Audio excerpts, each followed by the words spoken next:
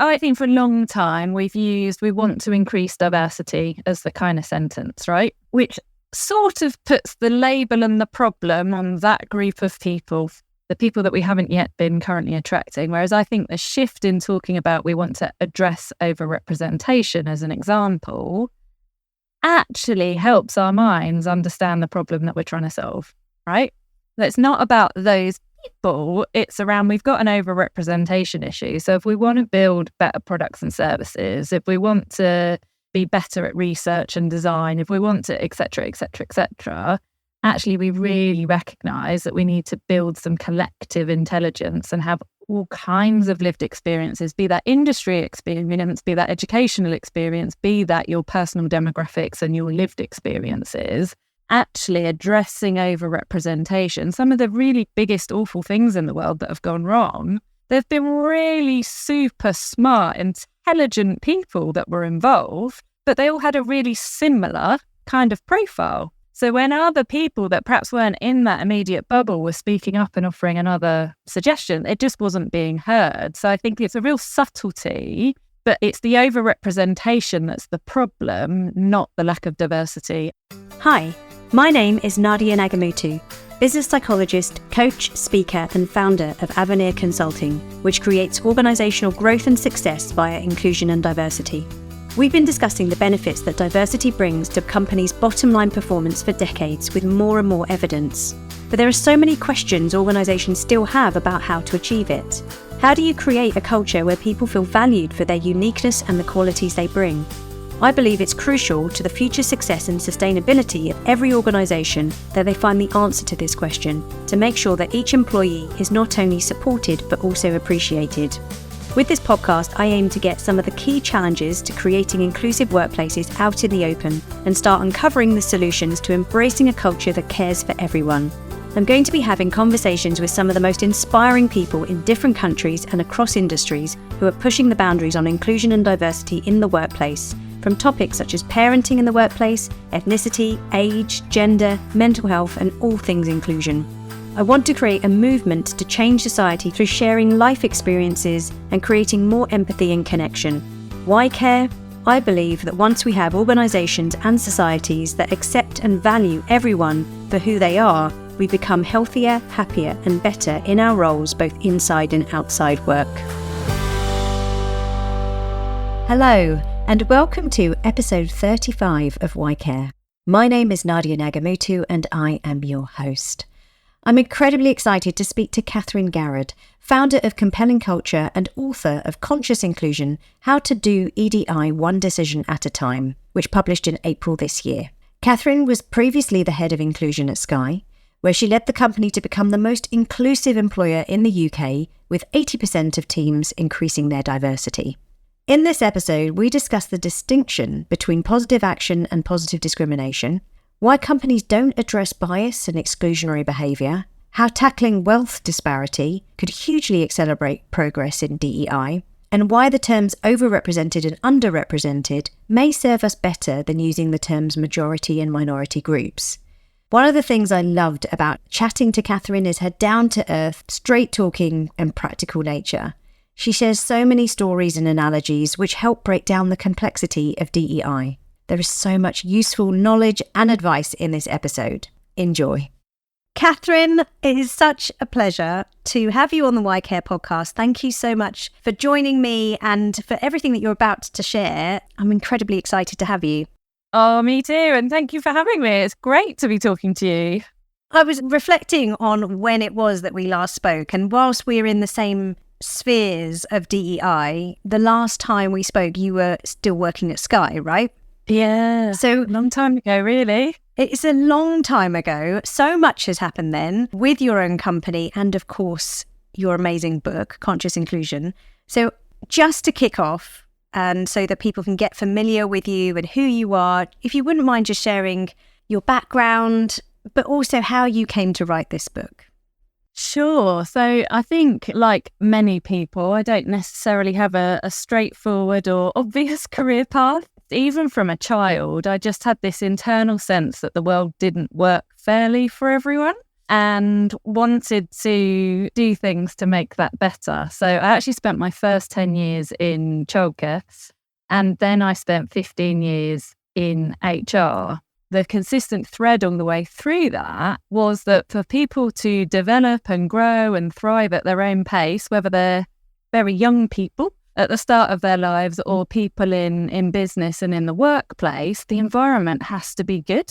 So my work background has really been about people's experience and finding out what the problems are, working out how to address them, and then communicating and bringing people together and listening. So that's what kind of drives me to it. And then actually working on inclusion itself was when I went to Sky, I was responsible for employee engagement, diversity and inclusion, and the Sky Forum. So it was bringing all the worlds together where we had feedback from employees to make the experience better for everyone. What a beautiful insight into who you are and what drives you.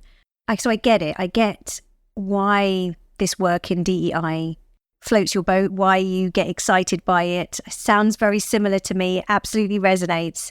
Tell me, what's the thought behind this book? Why did you decide, right, I'm going to write this book? Yes, I think I've had this really lovely, rich and varied career. I've worked in lots of different organisations, and I find it fascinating because I'm always learning. But there's just this consistency across all of those different environments that people are a bit scared of this stuff. They tend to fall into some of the similar traps. They're nervous about doing the wrong thing. They are committed. I don't see a shortage of commitment. Certainly the organisations that approach me to do some work together, they're really up for it. And they're just saying, help, how do we do it? We've got really committed, passionate people. We might be listening to our regulator, for example. We've done some really good things across the organisation, but we just can't yet bring it together and turn it into a plan that we've got confidence in, and so that we can track our progress. So for me, I've read loads of books by brilliant people and I've learned tons from them, but I felt like there was a gap. And that gap was, how do you take all that knowledge and that enthusiasm and that motivation and turn that into really practical, step-by-step, simple things that people can do in any department, in any team, and in any level. And that's really what the book was about. And I love that. And I love actually how you framed the book in a set of decisions. Tell me the thinking behind the language. Why not action number one? Or you could have used a number of different terms by way of reference of each of the points that you're making throughout the book. Why decision? So went backwards and forwards between decision and action, but actually... Oh, did you? Not too much, because the subtitle for the book, so the book's called Conscious Inclusion. Yes. And let me just explain that first, actually. So the reason it's called Conscious Inclusion is because over 90% of our thoughts and decisions that we make every day to navigate our lives are automatic.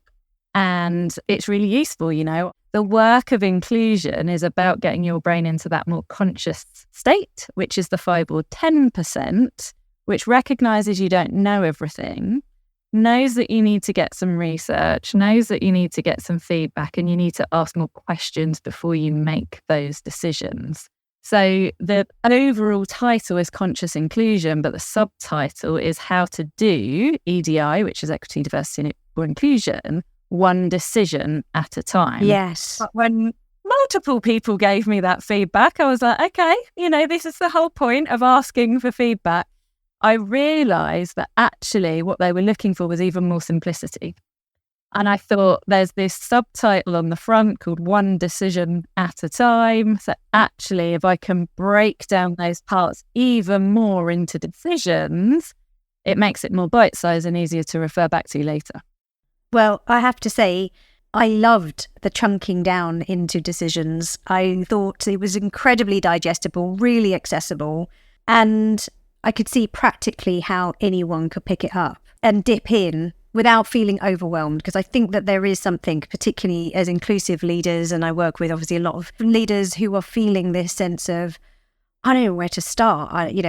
As you're saying, I'm scared, I'm fearful, am I going to say the wrong thing? Am I going to do the right thing? And I really love your storytelling in the book as well. So one of, quite early on actually, it sits with me, this story of a delivery driver who came to your house and was sort of a bit leery, for want of a better word, and made you feel uncomfortable.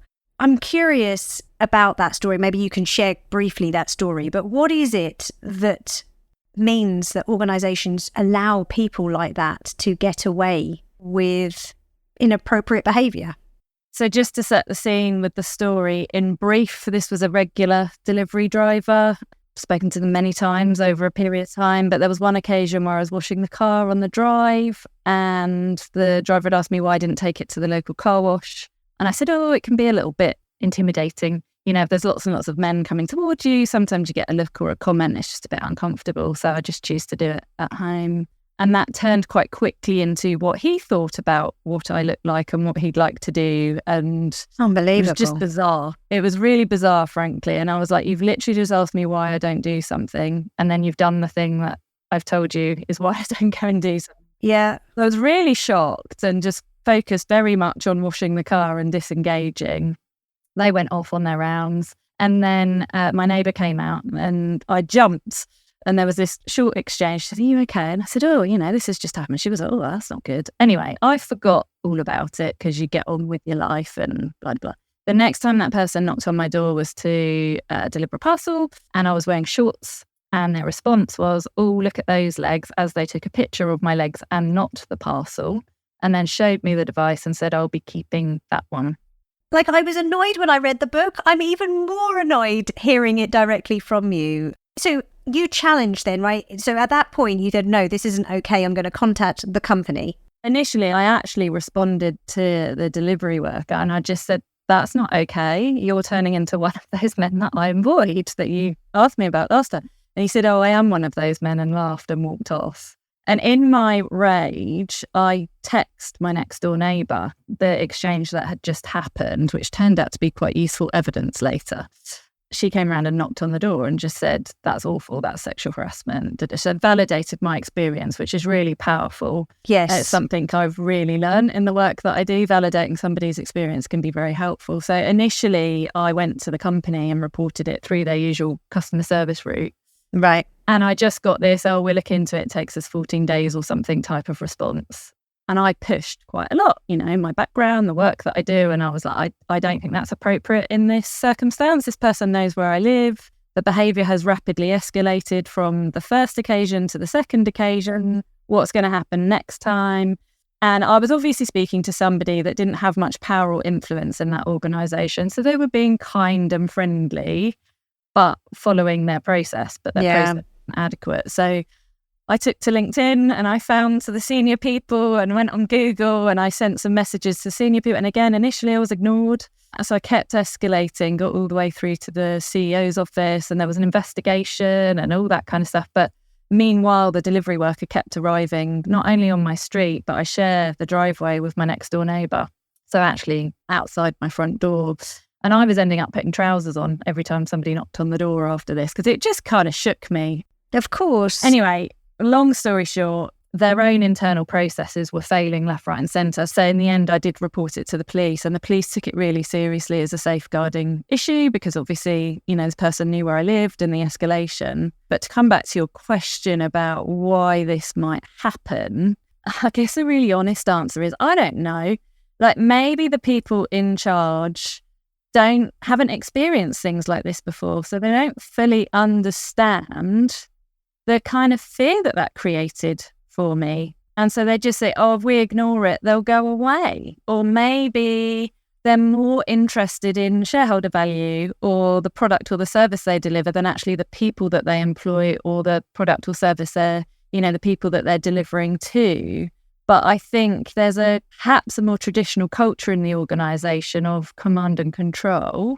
Then maybe they're just not very good at listening. When people speak up and say, there's a problem here and it's not working, because I was coming at it from one, I want to be protected, but two, there's some reassurance that needs here in terms of, your staff awareness of what's appropriate when they're going to people's homes. You Right. know, so what's the wider implication for everybody, you know, Exactly. in their house with somebody knocking on their door kind of thing. So I was very much trying to address the root cause because that's what drives me. Yeah. But I think maybe if, you know, as an organisation not very good at listening to people, then you end up a bit stuck. It just riled me so much to hear that story and to know that such minimal attention and action was placed on something incredibly serious, actually. And whilst obviously we're shining a light on this particular delivery company, fair enough, but actually there are many companies out there who are led by people who aren't taking the time to learn about other people's experiences, learn about other people's realities, really turning around and saying, well, I don't think it's a big deal. You know, you're making a big deal out of it. The work around inclusive leadership is so important here. So in thinking about the organisations that are doing something, that are taking action, now there are a lot of positive action programs. There are a lot of organisations that are saying, right, well, we recognise that there are fewer women in certain places or that ethnic minority individuals face certain barriers over others. So what is great, and I think you talk about this in your book around the benefits of such programs, but there are also some downsides as well of organisations launching into that sort of positive action in order to create an inclusive culture. So maybe you can talk a little bit about that. Yeah, for sure. So I think it's worth just spending a little bit of time talking about the difference between positive discrimination and positive action because they often get mixed up. So positive discrimination, bluntly, is illegal. Yes. That is hiring me just because I'm a woman because you want more women. I mean, organisations would fail if they were doing that. You know, you need to hire me because I've got skills and experiences that are relevant to the job that you're looking for. So that's the first point. Positive action is more about recognising, let's just stick with gender for this example, we would like to attract more women into these types of roles. So it might be technology or engineering or that kind of thing. And we recognise that what we've been doing so far perhaps hasn't been working. You know, we might have looked at the language in our job adverts, we might have looked at where we're recruiting, but we just don't see the number of applications. So what positive action does is it goes further back in the process and goes, how can we share with women what it's like to work in this organisation? How can we create some informal networks and introduce people, come and meet people in our organisation so that they can learn about, you know, this environment or the particular skill sets that we're looking for. So that might be insight sessions, might be getting a group together on Zoom. You can very deliberately market a session for the group of people that you haven't yet previously been attracting. You can also build relationships and partnerships with external organisations who do have a really strong network with the people you haven't yet previously been appealing to. And that positive action is all about, if you think about sports, you don't wait for a player to get injured before you find their replacement. It's everything you're doing in advance so that you've got this incredible potential reserves bench of talent at the point when you next interview. And then when you've got vacancies for the types of jobs that you've been talking about, you open up that process to everybody. So you don't say you can't apply because you're not a woman. You open up that process to everybody, and then it is a fair and open process, right? But what you've done beforehand by warming more people up to your organisation that perhaps weren't looking at you before, you've just created a greater mix of your likely applications when you do have a vacancy. So that's just the distinction between positive discrimination and positive action. In terms of where I've seen it be a bit clumsy and a bit wonky is when organisations go full steam on trying to address the overrepresentation and increase diversity, but they haven't done the bit that goes on what's the environment like when people turn up. Yeah. So if the environment has been predominantly male for a long time or predominantly white for a long time or, et cetera, et cetera, et cetera, and you do all of this work to bring people in, you go, great, but you haven't kind of talked about this with all of the people that work in that world and why you're doing it and why it's important. And importantly, how people can help you and get involved to achieve the more inclusive teams in the environment. Then all the previous people, the risk is the message, well, I'm never going to get a job or get promoted again because all they want now is people who aren't like me. So always, one of my big messages in the book is whatever you're trying to do, build with, not for. Don't try and solve it all on your own. Involve the people who know the environment or the jobs or the industry or the whatever it is. Involve them, share the challenge, get a rich mix of people involved in kind of research and design, and then start to build your solutions. Yes. And you talk about the backlash that's potentially there, that exists in many organisations, having put in place quotas or been just really explicit that we're after more women. And I think that there is, what you've described so clearly there, is that it's the work that you're putting in beforehand to make sure you've got diverse people in the application process, that you're feeding in to the potential into the system, whilst also working with the current system so that they know how to receive this. I think there's a really important point to be made here, is that inclusion is about everybody, right? So Yes. Again, the risk is we want more women. People here, we don't want any more men. Yes. So actually, in terms of making sure you've got an inclusive environment, it's working with the men and working out what it is that they need as much as it is around what you need to get more women in as well. So inclusion, there's a big risk, is inclusion can become exclusive if you just focus on one group or another group without kind of pulling everybody in together. One of the things that stays with me in your book is you share a statistic that the CEO incomes were 351 times as much as a typical worker. Okay? 351 times the amount that a typical worker. And I love that you bring in how the world economy is related to inclusion and actually some of the discrepancy in pay. What do you anticipate organisations doing with that? Do you anticipate that CEOs should be reducing their pay to accommodate this discrepancy? Or how do we even start repairing that? Yeah, it's a big question. And I think the distribution of wealth is the real inclusion challenge. Because actually, if you look at who benefits the most and who benefits the least across society, as well as in your organisation, that cuts across every single demographic. So actually, the more that you've got this huge wealth divide, the more disparities there are in people's lives. And obviously, if you've then got people from kind of diverse groups, it's just worse and worse and worse. It just layers on and on and on. But if you kind of think about the one thing that cuts through everything, I think it's wealth, right? And it's opportunity and standard of living. There was lots of uniting during the pandemic in terms of we were all going through this massive global thing together. But it really highlighted the differences and experiences in people's lives and their standard of living. So I'm not going to pretend to have the answer here because it blows my mind. It's huge. But one of the things that I encourage, one of the decisions I encourage in the book is start tracking your CEO to average worker pay ratio. Because a lot of organisations wouldn't know it, or would they? They wouldn't have calculated it necessarily. No. And then use that to influence your pay policy. Yeah. So when you're thinking about pay and bonus and benefits and all of that, like the total package and the offering that you give for employees is kind of deciding who you're about, really. What does that look like and what are the decisions and the choices that you might make? And it's not about you're awful, it's terrible, but I really genuinely think data helps people understand what the problem is. Yes, I agree. So if you can be tracking things like that year on year and using it to influence policy, it just drives a different conversation in the committees that are making, decisions and choices, back to that word decisions again, around what you might do as an organisation. I can imagine that's quite threatening for a CEO, potentially, right?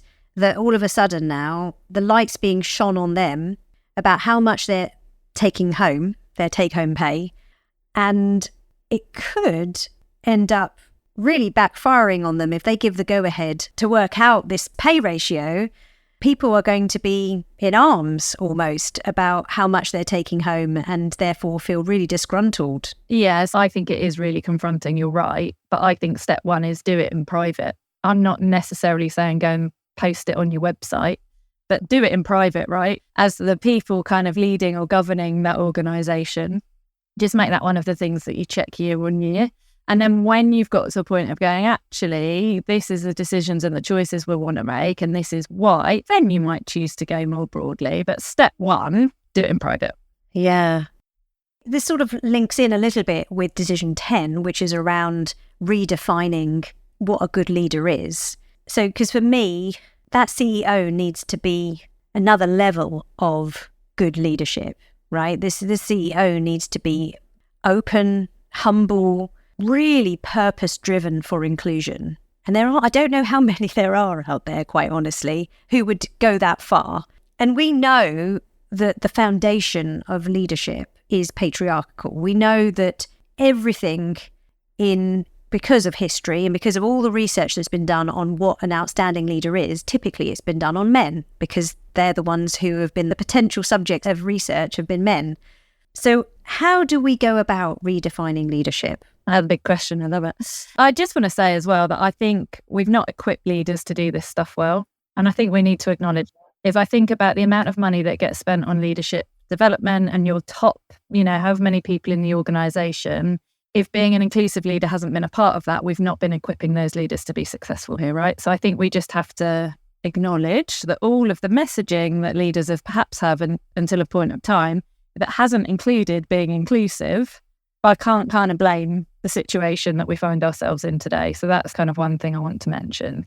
I also think when you think about, whose careers are people sponsoring, who's getting nominated for the leadership programs, we're looking at external norm groups or global norm groups, for example, is that what a good leader looks like in your organisation? Actually, maybe take a step back, look at your own organisation's purpose and values, and then really closely look at whether or not your leadership investment is aligned to that and is generating the right behaviours. So it's as much about what you need to deliver, of course, but also how you're going to deliver it as well. And I don't see many bonus structures that talk about the day-to-day culture and experience of the people in the organisation or building inclusive teams as an example. So this is a maturity point, right? I think that equip leaders with kind of skills, knowledge in a safe place to learn about how to be an inclusive leader if they haven't had that investment before. Like we absolutely need to do that. Then some other steps are look at who gets nominated for leadership programs, whether it's self-nomination or leadership nomination. Is it more of the same every single time that nomination period comes around? And if that's true, change your marketing, change your approach, set some kind of guidelines for ratios of what you'd like to achieve, and then segment your marketing accordingly. So it might be that you still nominate the initial 2 or 3 people in your team, but now you nominate another 1 or 2 because you recognise, hang on a minute, let's do that. And then I think you need to track things like career progression. If I think about the leadership quotes that have been put up on a screen or printed in a handout over my time, it's Henry Ford, Richard Branson, etc. They're all white men, right? So even just that subtlety in your materials, change that up around who you're holding up around what a good leader looks like. Because otherwise, the sort of subliminal message, if you find yourself in a leadership development program that your organisation is invested in, and you are somebody that's underrepresented in that group, you're one of the few, the message is sort of you're lucky to be here, right? Yeah. And the message to all the other people in that room is that actually this organisation isn't that serious about diversity and inclusion because we're putting this investment into developing people and equipping them in their careers, but most of the room look a little bit similar or have similar industry and background. So it's not ripping it all up and starting again, but it's looking at what you've got and the investment is good, but let's really set the leaders up for success that haven't had that so far, and then look at who are we choosing to invest in, and is that adding up to what we're trying to achieve as an organisation? And quite often that's all disconnected at the moment when I start working with organisations. It's so complex, isn't it? Because as I'm hearing you speak, I'm thinking, okay, so of course they want to bring in different people onto these leadership development programs so that actually that redefinition, as we're talking about around leadership, is that you may not have seen yourself as a leader because maybe currently we don't have leaders that look like you in the organisation, but we absolutely see your potential and would like to invest in you and embrace the leader that you're going to be, as opposed to moulding you into the leadership mould of the current group, right? Which would be pointless. The complexity is that organisations want a quality of leadership or consistency in leadership in terms of this is what it means. That's why we have leadership frameworks, for example, right? We want similar behaviours to be demonstrated that are aligned to organisational values and what have you. But equally, we want everyone to lead in a different way. Feels like I wonder if organisations are slightly confused almost as to how they achieve that. Yeah, again, I would come back to kind of build with, not for. The team that are doing the leadership development, investment or design and delivery or working with external partners, if that team all share a similar demographic profile and they're trying to change the experience and the materials and the norm groups and all of those things that are helpful, right? I'm just suggesting then perhaps not as inclusive as they could be, but they want to adapt and evolve them to better suit what the organisation is trying to achieve and help people build their careers and set people up for success. Don't do it in isolation. Do it in collaboration. Yes. I'm interested in a quote from your book in the section around how to create an inclusive culture. And you say, to create the movement that is culture change, do one thing brilliantly until it sticks. And I love it because I feel like it gives people permission to not just try and go for everything and hope that they'll hit a target and something will work. But there is a lot of pressure in organisations to get a lot of stuff done quickly. It does feel like, particularly after 2020, now even more so in 2023. So how much time should organisations spend creating the plan for DEI versus taking action? I love this question because I think that quite often gets missing. So what happens when I turn up to organisations is they've got all of these brilliant people that have been contributing and sharing and, maybe doing comms and events and programmes and initiatives, and that's all wonderful, right? If you've got people like that in your organisation. So much energy. If you haven't got that, this stuff's really, really hard. So quite often I find all of that activity, but it's operating without a plan. People don't know what they're aiming for, right? They've maybe read something on LinkedIn or they experienced something in their previous organisation or they've read an article somewhere and they go, we should do this. And it kind of ends up being this big shopping list of activity that people are trying to navigate through and find. And to your point, even if they do make progress from that slightly chaotic approach, they don't know which thing it was. Yes. They've made the progress. So it's just this kind of scattered. So I think there's a really, and I certainly find it with clients when I do their full sort of diagnostic and planning with them, there's a moment and a sigh of relief when I almost say, well, why don't you pause for the next few weeks?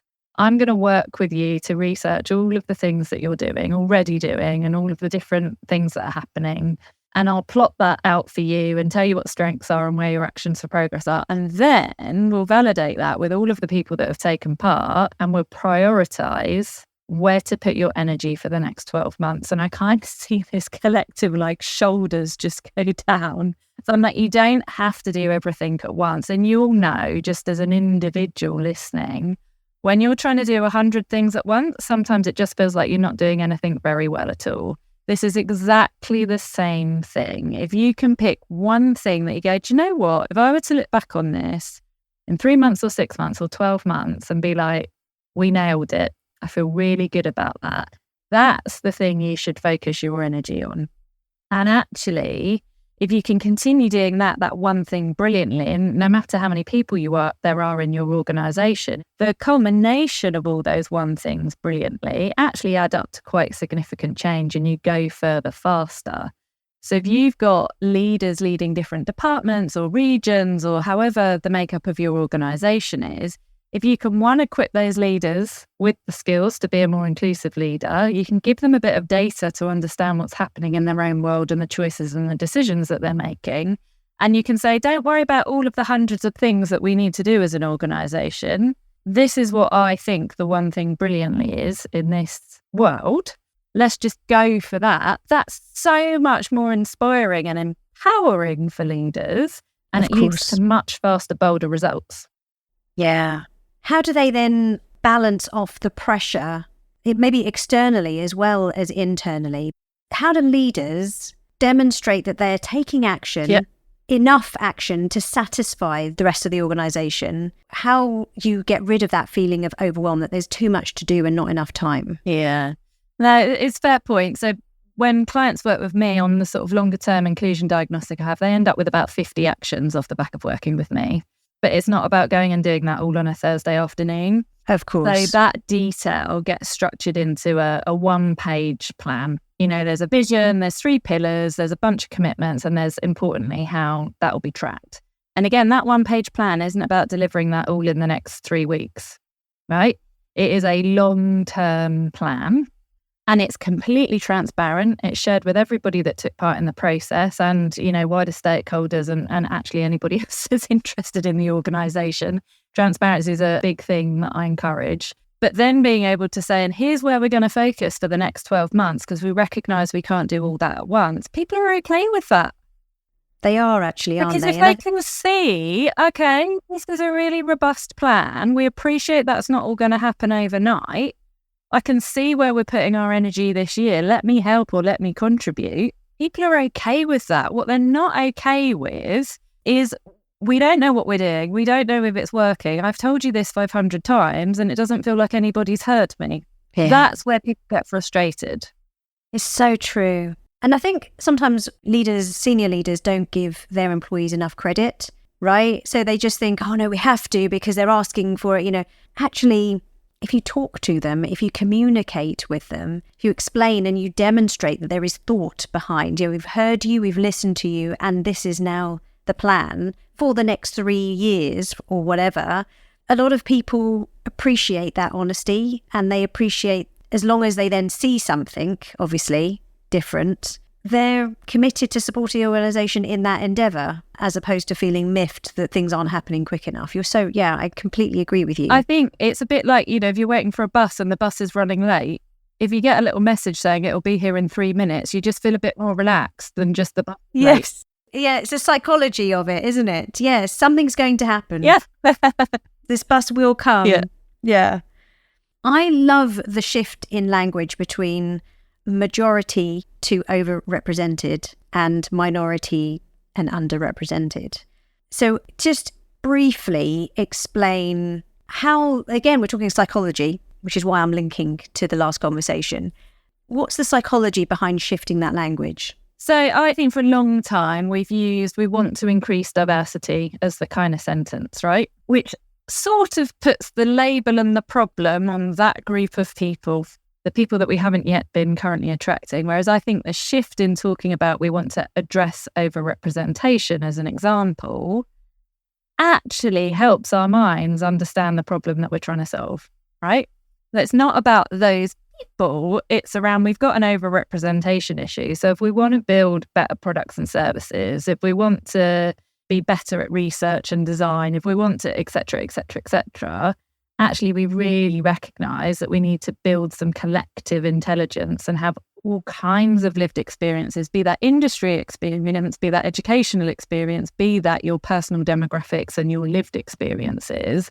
Actually addressing overrepresentation, some of the really biggest awful things in the world that have gone wrong, there've been really super smart, intelligent people that were involved, but they all had a really similar kind of profile. So when other people that perhaps weren't in that immediate bubble were speaking up and offering another suggestion, it just wasn't being heard. So I think it's a real subtlety, but it's the overrepresentation that's the problem, not the lack of diversity. And I know they sound like the same thing, but it's very subtle. It's very subtle. And that's what it made me think. I read it and I thought, actually, that's a really helpful shift in language. Because as you say, we're not talking about the majority, which is people. We're talking about fixing an overrepresentation issue, which it just depersonalizes it. And it feels less threatening. Because in Decision 78 is around shifting the power dynamic, okay? And you say most diversity emphasis has been on fixing the underrepresented instead of equipping the overrepresented to create an environment where everyone can succeed. So what can organisations do to equip the overrepresented?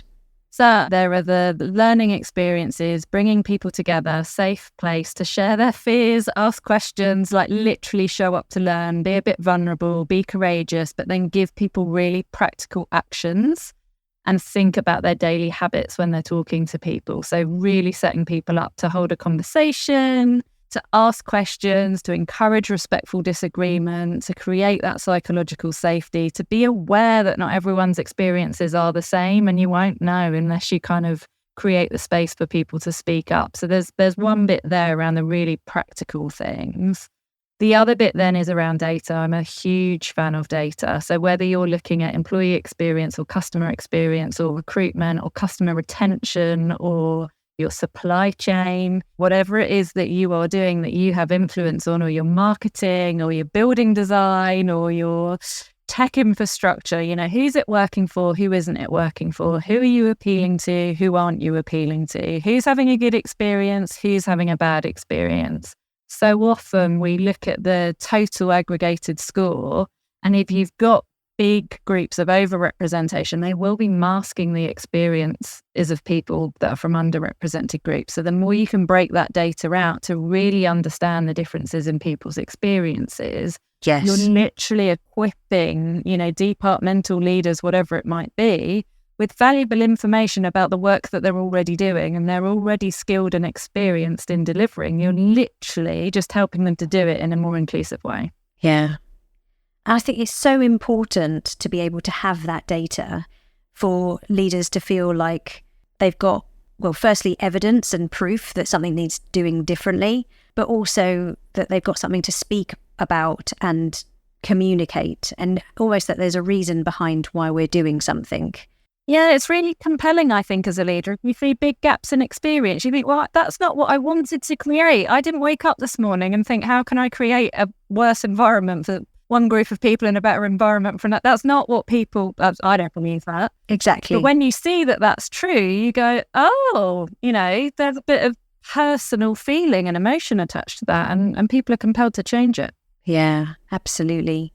Very quickly coming to the end of our conversation, I am asking a final question to all my guests, which is related to the book that I'm writing, which is called Beyond Discomfort. And I'm interested in the most uncomfortable thing that you've had to navigate or manage in yourself, or a conversation you've had to date that's pushed you, stretched you as an inclusive leader. This is another big question. Do you know what? If I may quickly, I'm going to share 3 things. So one is a personal thing. So I'm somebody with pale skin and blonde hair. And I used to, if I'd done something a bit silly or not thought something through, I used to say, oh, I'm being a bit blonde. Yeah. And someone challenged me on that years ago, and I was really defensive at the time. I didn't respond in the way that I might respond today. And I was like, oh, don't be so silly. It's not that serious, and kind of brushed it off. But actually now I was like, oh, I'm kind of giving permission to people to suggest that me and other people that look like me are stupid. So that was a big personal lesson for me. It wasn't massively discomforting, but my reaction was because I was really defensive, and that's the bit that stayed with me. I wasn't kind of open to the feedback at the time. I get that. I am now. I've got much better. This version of me is a much more evolved version than that version of me. And then I guess just in terms of probably speaking truth to people in power, it can be quite uncomfortable. So whether that's something that somebody more senior has said or done to me, or has said or done to, another woman or somebody from an underrepresented group, I've had to do that a few times in my career. Sometimes it's been handled brilliantly, other times not so much. And I recognise I am in a position of privilege here. I made a commitment to myself about 10 years ago that I would always have enough money in the bank to walk away. Right. If an organisation no longer kind of matched my values, or I didn't feel safe or protected. And I have done that on a couple of occasions. So those occasions are quite uncomfortable, and I recognise not everybody can do that. If you are in a position to do that, have a look at your outgoings, because actually it's quite liberating not being stuck somewhere that just think this doesn't make sense to me anymore. So yeah, loads of experience. It's quite hard to kind of pinpoint one, but I think if you know who you are and what's important to you and what you stand for, and then you can really stand by that, even the most uncomfortable circumstances can just be a little bit less uncomfortable. Yeah. Thank you so much for sharing everything that you've shared today, Catherine. It's just amazing to speak to you, to hear such practical. What I love about your about your book and everything that you're doing is it's so digestible and practical. If people want to get hold of you, you're on social media. Are there other ways to get hold of you? Yeah, so you go ahead and find me on LinkedIn. I tend to post stuff fairly regularly on there. Super practical, simple stuff. That's kind of my thing. If you want to know about my services, my website is compellingculture.co.uk. And then the last bit I would mention, some people really love this. I publish a monthly newsletter. I'm often asked about which organisations are doing a really good job. So my newsletter is called Crown Jewels and Whoopsie Daisy. So the Crown Jewels are great examples that I've seen in organisations that month. Just a couple of sentences and the link if you want more. And the Whoopsie Daisy is one example where it's not gone so well. But importantly, what we can learn from it, I think a lot of people just scroll to the Whoopsie Daisy. Yeah. They seem to really like it. I love that. It's very British. I love it for that Britishness. The whoopsie daisy did something a little bit exclusionary there. Yeah. Brilliant. Well, the link to everything that Catherine and I have spoken about today is going to be available on the usual show notes page, avenirconsultingservices.com under podcasts. I've absolutely loved speaking to you, Catherine. Thank you so much for your time. Oh, my absolute pleasure. Thank you for having me. That concludes episode 35 of Why Care. I love Catherine's data-led approach to better understanding how different people experience the organisation and then involving them to create inclusion. Build with, not for, she says. Do let Catherine and I know what you thought of today's show. You can find me on LinkedIn, Insta and X, formerly Twitter, with the handle @NadiaNagamutu. As always, I really appreciate your support of this podcast through leaving a review on whatever platform you're listening and spreading the word by sharing it with your friends and family. Huge thanks to Mauro at Kenji Productions for editing this podcast and Glory Olubori for supporting with the show notes and getting it out there on social media.